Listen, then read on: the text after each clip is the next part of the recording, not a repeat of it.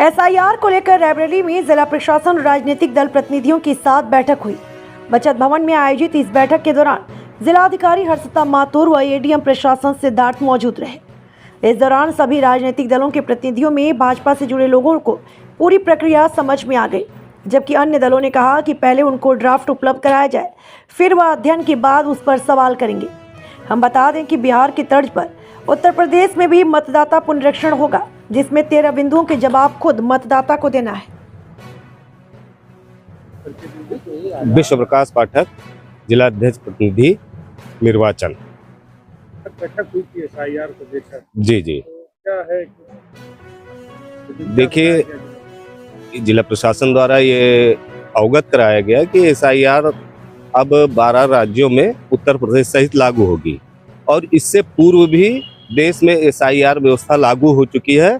हमें जो जानकारी है, जहां तक हमने जानकारी की, 1951 से लेकर 2004 के मध्य देश में 8 बार एसआईआर लागू हुआ। इसी परिप्रेक्ष्य में उत्तर प्रदेश में 2003 में अंतिम बार लागू हुआ था।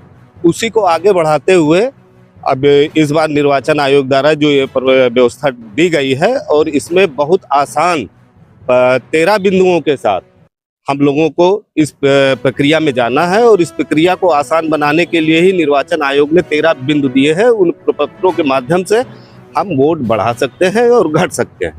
जो भी ऐसी प्रक्रियाएं आई हैं उस पर गंभीरता से बूथ लेवल पर जा करके बीएलओ द्वारा ये निरीक्षण किया जाएगा। प्रत्येक घर में एक एक फॉर्म दिया जाएगा और जितने वोटर होंगे उसका एक एक फॉर्म होगा और उसके आधार पे फिर से मतदाता पुनरीक्षण कार्यक्रम होगा और बहुत आसान प्रक्रिया के साथ होगा और जन जन तक होगा।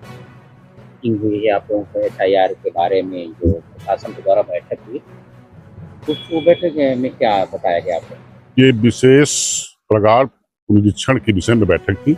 एसआईआर के विषय में यहाँ बताया गया है कि अब की बार जो वोटर हैं उनको सबको एक गणना पत्र दिया जाएगा। उसमें सबको जितने वोटर हैं पूरे वोटर को भरना पड़ेगा और उसमें जो वोटर पहले के हैं उनको, जो वोटर बाद के हैं उनको कोई एक सर्टिफिकेट देना पड़ेगा। जो भी सर्टिफिकेट 13 दिए गए हैं, लेकिन उसमें आधार नहीं माना जाएगा। जबकि अभी बिहार में बाद में आदेश हुआ था सुप्रीम कोर्ट का कि आधार माना जाएगा, लेकिन यहाँ पे नहीं मान रहे हैं। अभी और विशेष बात नहीं हुई। एसआईआर को लेकर जी जी जी, क्या निष्कर्ष निकला? अभी तो मैंने कहा है कि जो ये ड्राफ्ट है आपने हमको यहाँ उस पर दिखाया है, उससे हम थोड़ा अभी पूरे तरह से विज्ञ नहीं हो पाए हैं। पहले तो ये ड्राफ्ट हमको उपलब्ध कराओ, उसकी कॉपी, इसका हम अध्ययन करेंगे और अध्ययन करने के बाद ये भी मैंने उससे कहा है कि इसको फिर हम उस पर आपसे क्वेरी चाहेंगे। इन्होंने एक 13 नंबर की एक सूची दी है कि ये मतदाता के लिए ये डॉक्यूमेंट्स जरूरी हैं। उसमें मैं ये समझता हूँ कि हाई स्कूल का इन्होंने एक सर्टिफिकेट मांगा है। आज हम ग्रेजुएट कॉन्स्टिट्यूंसी में वोटर बनाने की बात करते हैं तो ग्रेजुएट के का मार्कशीट और उसका सर्टिफिकेट नहीं मिल पा रहा है, तो हाई स्कूल का सर्टिफिकेट ये थोड़ा कठिन है। दूसरा, बिहार के मामले में सुप्रीम कोर्ट ने कहा था कि आधार को भी आधार माना जाएगा। अब ये कह रहे हैं कि वो इसको हम आधार, मतदाता बनने के लिए आधार नहीं मानेंगे।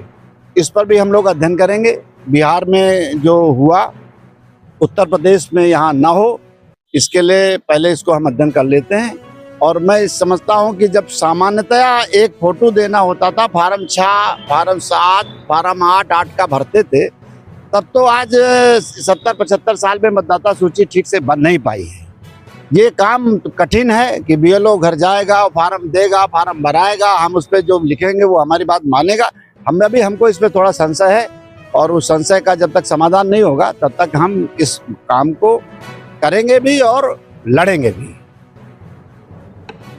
मैम, एसआईआर को लेकर क्या तैयारियां हैं? देखिए, एसआईआर से संबंधित जो निर्देश प्राप्त हुए हैं उनके क्रम में हमारे जनपद में समस्त तैयारियां कर ली गई थी और साथ ही साथ हमारे जितने भी सम्मानित राजनीतिक पार्टियों के जो प्रतिनिधिगण हैं उनके साथ भी विस्तृत रूप से बैठक कर ली गई है। एसआईआर की जो समय सारिणी है जो 28 तारीख से प्रिंटिंग आदि की कार्रवाई से शुरू होती है, जिसमें विशेष जो तिथियां हैं उसमें हमारा आलेख्य प्रकाशन है, जो एन्यूमरेशन का कार्य हो रहा है वो है, साथ ही साथ जो हमारा रैशनलाइजेशन ऑफ बूथ्स है और उसके अलावा जो दावा आपत्ति उनके निराकरण का जो टाइम पीरियड है, इन सभी की जो विशेष तिथियां हैं वो सभी लोगों को बता दी गई हैं और एसआईआर की प्रक्रिया के संबंध में जो भी जानकारी हुई है उसको विस्तृत रूप से सभी लोगों को दिया गया है। उसको 7 फरवरी को जो हमारा फाइनल पब्लिकेशन होगा उस तक की पूरी प्रक्रिया बताई गई है।